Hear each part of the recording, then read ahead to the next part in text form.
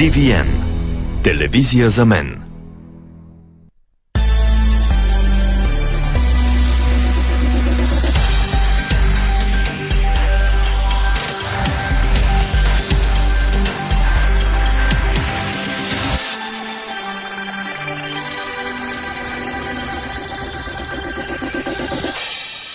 Добър вечер на 18 февруари. Започват новините на TVN, а аз съм Ралица Господинова.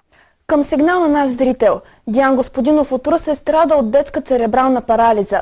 Той ни заведе в ортопедичната работилница, където се грижат да стъпва уверено и да върви напред. Диан е в инвалидна количка от дете, но не се спира. Членува в различни организации, има активна гражданска позиция и винаги говори с плам. Днес той потърси TVN, за да разкаже за единствената ортопедична работилница в Русе.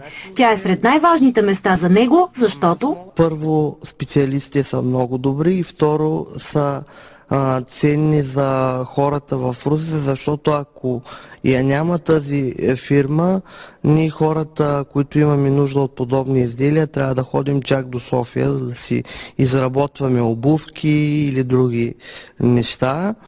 За хора като него ортопедичните обувки са изключително важни. Те се изработват ръчно и по мярка на всеки човек с увреждания. От естествена кожа са и са изключително удобни.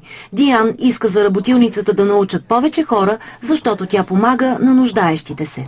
Много хора смятат, че ние хората с увреждания търсим само негативното и нещо, от което да се оплачим, докато това изобщо не е така. Ние просто търсим правата, а за това, което е добро, качествено и важно за нас, ние умеем да кажем благодаря и продължавайте по същия начин.